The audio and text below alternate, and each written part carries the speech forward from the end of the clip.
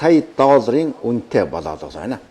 Өөрөөр хэлбэл 6 тоог зөв тааж чадсан хүн 1 тэрбум 400 сая доллартай болох юм. Харин 5 тоог зөв тааж чадсан хүн 900 сая доллартай болж магадгүй болоод байна. Ийм ч учраас одоо Америкийн нэгдсэн улс телевизээр болгоноор шахав. Энэхүү суглааны талаар бол мэдэгдэж байна. Уг нь уг суглааг өнгөрсөн 7 хоногийн баасан гарагт гаргачих ёстой байсан боловч энэхүү хожлын дугаарыг бол хэлсэн хүн ерөөсөө гараагүй.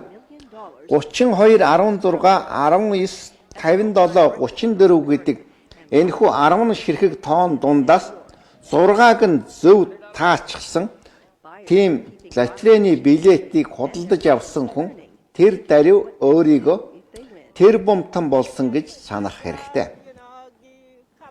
Гэвч өнгөрсөн 7 хоногийн баасан гаригаас бол авахуулаад одоо болтол энэхүү суглааны лотерейнийг хожсон хүн мэдэгдэхгүй байна. Гэхдээ яг ийм дугаарыг аль хэдийн худалдсан гэдгээ Техас мужийн суглааны комисс аль хэдийн мэдээлж байна. Мөн энэхүү 10 тооны хожлын 5 тоо бүх суглаануудын 75%-ийг бол аль хэдийн худалдсан ч гэсэн хожлоо нэгсэн хүмүүс одоо болтол гарч ирэхгүй байна. Ийм ч учраас телевиз үзэгчид хүн болгон хожлын дугаарыг бол хэн хожсон авсан бол гэж бүгдээрээ гайхширч байна. Америкийн лотерейны түүхэнд бол урд нь хүн лотерейны билет авсан мөртлөө түүнийг анзааралгүй хогийн савнд бол хайчихсан эсвэл тоохгүй явсаар бол байгаад аль энэхүү суглааны баримт бичиг нь аль хэдийн хүчингүй болсны дараа бол олж мэдсэн түүхүүд зөндөө байдаг юм. Гэхдээ энэ удаа тэрхүү суглааг хожсон буюу өөрөөр хэлбэл худалдаж авсан хүн заавал мэдэх бах учир нь дэлхийд даяар зөвхөн энэхүү аврах том хожлын билетийн тухай мэдээлж байна. Ямар ч гэсэн өнгөрсөн 7 хоногийн ням гаригийн өглөөнөөс авахуулаад өнөөдөр өглөө хүртэл 3 хоногийн турш энэхүү суглааг авсан хүн ийм 1 тэрбум 400 сая доллартай болсон гэдгээ одоо болтол мэдэхгүй байх шиг байна. За дараагийн мэдээллийг хүргэе. Засгийн газрын цэргийн бүслэлтэнд байсан учраас хүн ард нь өсөглөнд автагдаад байсан Сирийн Мадия, Кефрея, Фуа гэдэг 3 хотод олон улсын хүнсний тусламж авсан машины цугаануудаас хурж ирээд байна. За нэгсэндээ өсгөлнгийн аюуллаас олон улсын байгууллагууд гэтлэн гаргаж байна гэсэн юм мэдээлэл багш байна. Тэгэхээр сүүлийн хэд хоногудад нохой муур болон хүн урд нь хизээч иддэггүй байсан өвс навчаар хооллож байсан Сирийн 3 хотын ард иргэдэд олон улсын хүнсний тусламж хурж очлоо. Дэлхийн хүнсний хөтөлбөр байгууллагын автомашины цуваа өчигдөр Сирийн Мадая, Кефрая, Фа гэдэг сөрөг хүчний мэдлэлд байсан засгийн газрын цэрэгт бүслэгдсэний улмаас энгийн номхон ард иргэд нь өлсгөлөнгийн аюулд ороод байсан эдгээр хотуудад хурж ирлээ. Хүмүүсийг ингэтэл нь өлсгсөн хэрэг явдал засгийн газрыг буруутгаж байгаа боловч үнэн хэрэг дээр Сирийн сөрөг хүчин гэж өөрсдийгөө нэрлсэн лалын алан хядагчид энгийн номхон иргэдийг хотоос нь гаргахгүй барьцаалж байсантай холбоотой юм. Оросын холбооны улсын байлдааны нисэх онгоцнуудын өгсөн цохилтын ачаар засгийн газрын цэрэг томоохон амжилт олсон эдгээр хотуудад өлсгөлөнгийн аюулд нэрвэгдээд байгаа. Эмэгтэйчүүд хүүхдүүдэд хүнсний тусламж өгөх бүрэн боломжийг авчирлаа. Мадая хотод ирсэн олон улсын хүнсний тусламжаар барагцаалбал 40 мянган хүний 1 сарын хүнсний хэрэгцээг хангахаар тусламжуул ирсэн. Гэхдээ энэ нь том бага зүйл юм гэж үзэж байна. Учир нь эдгээр 3 хотод илүү олон тооны хүмүүс бол амьдарчул байгаа гэдг нь бол мэдээж мөн лалын алан хядагчид эдгээр хүнсний бүтээгдэхүүний дийлэнх ихэнхийг нь булааж авна гэдг нь тодорхой болоод байна. Мадая хотод 12 сарын 1-ний өдөр 23 хүн туржуул өгсөн. Тэдний дотор нялх хүүхэд 5 ширхэг 60-аас дээш насны хүн 5 байсан гэж хэл хязгааргүй эмч нар байгууллага мэдгдсэн ажээ. За дараагийн мэдээллийг хүргэе. Өчигдөр Мексикийн засгийн газар хар тамхины алдартай мафия эзэн Эл Чапо гэдэг этгээдийг барьсан гэдгийн мэдээллийг бас олон нийтэд хүргэж байсан. За тэгвэл Эл Чапогт хамгийн сүүлд Америкийн Холливуудын нэрт найруулагч жүжигчин Шон Пен уулзаж ширэнгойд уулзаж байсан. За үүнээсээ болж Эл Чапо баригдсан гэдэг асуудлыг өчигдөр би та бүхэнд хүргэж байлаа. За тэгвэл Холливуудын жүжигчин Шон Пен хэлэхдээ энэ талаар надад бол нуугаад байх зүйл байхгүй гэдэг зүйлийг хэлж байна. За ямар нэг байдлаар хуулийн хариуцлага хүлээхэд бэлэн гэдгийг энэ байдлаар илэрхийлж гэнэ үү? Эсвэл би ямар нэг байдлаар хуулийн хариуцлага хүлээх ёсгүй хүн гэдгийг мэдэгдээд байна уу? Тэгэхээр өөрийнхөө ярилцлагыг Шон Пен нуух зүйл ерөөсөө бол байхгүй. Энэ бүхэн хуулийн дагуу болсон Америкийн нэгдсэн улсын иргэн хүн дуртай хүнтэйгээ ярилцах бол эрэхтэй. Өөрөөр хэлбэл бодоогийн хэлдгээр бол ерөнхий сайдын хувьд хинтэй ч бол ярилцах бол эрэхтэй гэдгээ мэдэгдэж байгаа юм. Харин энэхүү хэрэг явдлын талаарх бол мэдээлэл тарах тусам Голливуудын алдарч жүжигчин Шон Пен гэмт хэрэг хийсэн нү үгүй юу гэдэг талаар бөөн маргаан дээгдэж байна. Энэ нь Шон Пений хувьд амь настай нь холбоотой асуудал болж хувираад байх шиг байна. Одоо Мексик төдийгүй Америкийн нэгдсэн улсын хэвлэл мэдээллийн бүхий л хэрэгслэр зөвхөн энэхүү сэдвийг бол ярьж байна. Бүх сонины тэргүүн нүүрэнд Эл Чапо буюу одоо хүн хочтой Хуакин Гусманыг хэрхэн баривчилсан талаар мэдээлэл тарж байгаа юм. Энэхүү хэрэг явдалд Америкийн кино найруулагч болон Мексикийн алдарт кино од эмэгтэй хоёр гарцаагүй оролцсон гэдэг нь тодорхой болоод байна. Хуакин Гусманыг сэтгүүлчдийн өмнө бол авч явж байгаа байдлыг бол харуулж байна. Өөрөөр хэлбэл үнэхээр Синалоо гэдэг хар тамхины мафийн бүлэглэлийн домогт удирдагч өнгөрсөн жилийн 7 сарын 12-ны өдөр 10 метр гүн 1 км 500 м урт хонглоор зүхтааж чадсан тэр хүний тухай яриа болж байгаа юм. Гусман цагдаа нараас зүхтаасан гудамжийг төрөн харуулж байна.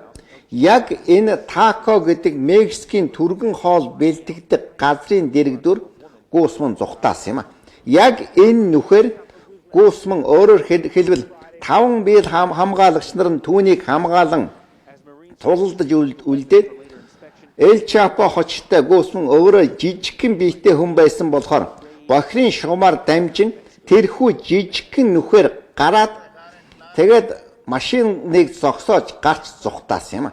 Харин энэ бол Эл Чапо өнгөрсөн оны 10 сарын 2-ны өдөр Америкийн алдарч жүжигчин Шон Пенд ярилцлага өгчүүл байгаа байдлыг бол харуулж байна. Тэрээр англи хэл сайн мэддэггүй болохоор испани хэлээр бол ярилцлага өгсөн. Гэхдээ энэхүү ярилцлагыг бүрэн ихээр нь Rolling Stones сэтгүүлд нийтэлсэн явдал нь бүр том шууган дэвдээд байгаа юм. Учир нь Эл Чапо гэдэг манай дэлхийн хамгийн аюултай гэмт хэрэгтэнтэй уулзаж түүний хаана байгааг мэдсэн мөртлөө хэлээгүй гэдэг хэрэгт Америкийн алдарч жүжигчин Шон Пен, Мексикийн алдарч жүжигчин Дэл Кастильо төдийгүй Rolling Stones гэдэг алдартай сэтгүүлийн ерөнхий эрхлэгч Венер нар холбогдох болсон тодорхой болоод байна. Энэхүү энэ хэрэг явдал бол улам нарийн төвхтэй болж байна.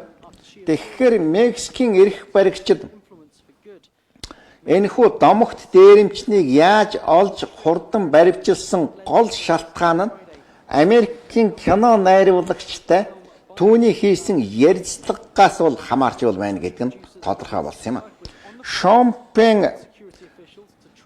Эл Чапотой дахиралцахдаа ямарваа нэгэн гар утас авч явахгүй, ямар ч электрон төхөөрөмж бол биедээ авч явахгүй, тэрэтхэ бугын цаг авч явахгүй гэдэг ам өгсөн. Гэхдээ Шомпен Эл Чапотой уулзсны дараагаар Мексикийн эрх баригчид түүний хаана байгаа газрыг олж мэдсэн гэдэг нь тодорхой юм а. Учир нь 10 сарын 2-ны өдөр Эл Чапо Шомпен нарын уулзалт болсны дараагаар 4 хоногийн дараа Мексикийн тусгай албаны цэргүүд Эл Чапогийн байгаа газрыг бол бүсэлж түүнийг золтой барьж авах шахсан байна. Тэгэхээр Шомпений бид ямарваа нэгэн сонсох төхөөрөмж Америкийн тусгай албаны хамгийн орчин үеийн ямарваа нэгэн электрон GPS төхөөрөмж бол байсан гэдг нь тодорхой. Үүнээс гадна Шомпен хэдийгээр аюулгүй байдлын бүхий л арга хэмжээг бол авсан.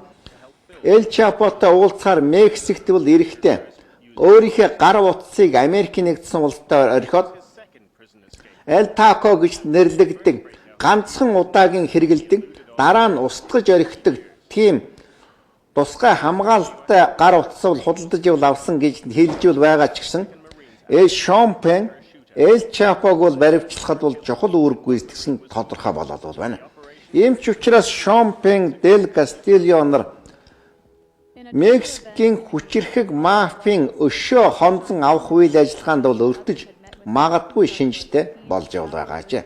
Ийм ч учраас Шомпен энэхүү үйл ажиллагааны талаар нуух зүйл байхгүй, бүгдийг илэн далангүй ярина гэж бол хэлсэн. Өөрийнх нь амь нас хутганы ирэн дээр ирээдүүл байгааг ойлгосонтой холбоотой болж байгаа шиг байна. Эл Чапог баривчлагдсны дараагаар Мексикийн бүхий л хэвлэл мэдээллийн хэрэгслэр зөвхөн энэ тухай бол мэдээлж байгаа нь Мексикийн ерөнхийлөгч Энрико Ниетагийн хувьд бол энэхүү хэрэг явдал маш азтай зүйл болсон. Учир нь Мексикийн ерөнхийлөгч нэгдүгээр хард тамхины мафтай тэмцэж байгаа гэдгийг харууллаа. Мөн Мексик улсад тохиолдоод байгаа илүү том ноцтой хэрэг явдлуудаас бусдын анхаарлыг сарниулах тийм зүйл болж байна. Одоо Эл Чапог Америкийн нэгдсэн улсад бол шилжүүлэн өгөх эсэх талаар томоохон маргаан болж байгаа юм. Урд нь Эл Чапог шоронгоос 2 удаа оргуулж алдаж байсан болохоор түүнийг тун яаралтай, өөрөөр хэлбэл хэдхэн 7 хоногийн дараа Америкийн нэгдсэн улсад бол баривчлан хөргүүлэх эсэх талаар яриа болж байгаа юм. Харин Эл Чапогийн өмгөөлөгч нар түүнийг Америкийн нэгдсэн улсад бол хөргүүлэхгүй тулд бол бүхий л арга хэмжээг бол авч байна. Өөрийн орны иргэнийг Америкийн нэгдсэн улсад баривчлан хөргүүлэх нь Мексик улсын үндсэн хуулинд бол харш гэж тэд зарга мэдүүлж байгаа юм. Ийм ч учраас Эл Чапогийн энэ хэрэг явдал ойрын хэдэн 7 хоногт ер нь намжихгүй бололтой. Харин одоо Rolling Stone сэтгүүлийн Эл Чапогийн ярилцлага нийтлэгдсэн 10,000 үг үхий тэрхүү өгүүлэлгийг тэр чигт нь хориглож магадгүй байгаа юм. Учир нь энэхүү ярилцлагад Эл Чапо Мексик төдийгүй Америкийн нэгдсэн улсын эрх баригчдыг эрс буруушаагаад Мексикийн зарим муж улсуудад хүмүүс өлсөж өгөхгүй тулд хард тамхи тариалах эсвэл хард тамхины наймаа хийхээс өөр аргагүй болсон тухайга мэдээлсэн юм. Шомпен болон Эл Чапо нарын гар барилцаа зогсож байгаа зургийг бол биднээс бол харж байна. Энэхүү гэрэл зургаас гадна Шомпений Мексик улсад Мехико хотод ирээдүйн байгааг бол харуулсан 10 орчим гэрэл зураг сонингуудад тарсан юм. Шомпен хэдийгээр Эл Гусмантай уулзахын тулд нууц байдлаар ирсэн царай зүсээ өөрчлөгдсөн гэж мэдэгдэж байгаа боловч эдгээр зургнууд гарсан Шомпенийг Мексик улсад бол ямар зорилготой ирж байгааг Мексик болон Америкийн тагнуулын албатууд аль хэдийн мэдчихсэн байсан гэдгийг харуулж байгаамаа. Энэ бүхэн нь Шомпейний амь насанд бол тун их аюултай нөхцөл байдлыг бол бий болгож байна. Эл Чапогийн төлөө Мексикийн Синалао мужи улсын хард тамхины мафийн өшөө авах бол үйл ажиллагаа явуулах нь бол мэдээж 2006 оноос аваад одоо болтол бол үргэлжилж байгаа. Мексикийн хард тамхины мафиатай тэмцэх дайнд одоогийн байдлаар 120 мянган хүн ам өргөцсөн юм а. Тэгвэл энэхүү дайныг Синалао мужийн хамгийн хүчирхэг мафийн бүлэг засгийн газартай хамгийн түрүүнд тэмцэж эхэлснээр бол эхэлсэн юм. Эл Чапо баригдаж явсны улмаас Синалао мужийн хард тамхины маф хэдэн хэсэг задарч өөр хоорондоо тулалдаж энэ нь энгийн номхон ард иргэдэд ихээхэн хүндрэл зовлон учруулна гэдэг тодорхой юм. Ийм ч учраас Эл Чапог баривчилсан явдлыг Мексикийн Синалао гэдэг номхон далайн иргэдээр бол байдаг муж төдийгүй ширэнгэн ойд дарагдсан Дуранго мужийн ард иргэд хүртэл төдийлөн таалахгүй гэдг нь мэдээж юм. Энэхүү энэ хэрэг явдал Мексикийн эрх баригчид сайнаар ирэх нь муугаар ирэх нь гэдэг нь тодорхойгүй байна. Мексикийн засгийн газар Эл Чапог бол барьж чадсан бол Мексикийн алга болсон 43 оюутны хэргийг одоо болтол яагаад илрүүлж чадахгүй юм байгаа юм бэ гэдэг асуудал бас гарч ирж байгаа юм. За би та бүхэндээ олон улсын мэдээ танилцууллаа. Анхаарлаа хандуулж үзсэн үзэгч та бүхэнд баярлалаа.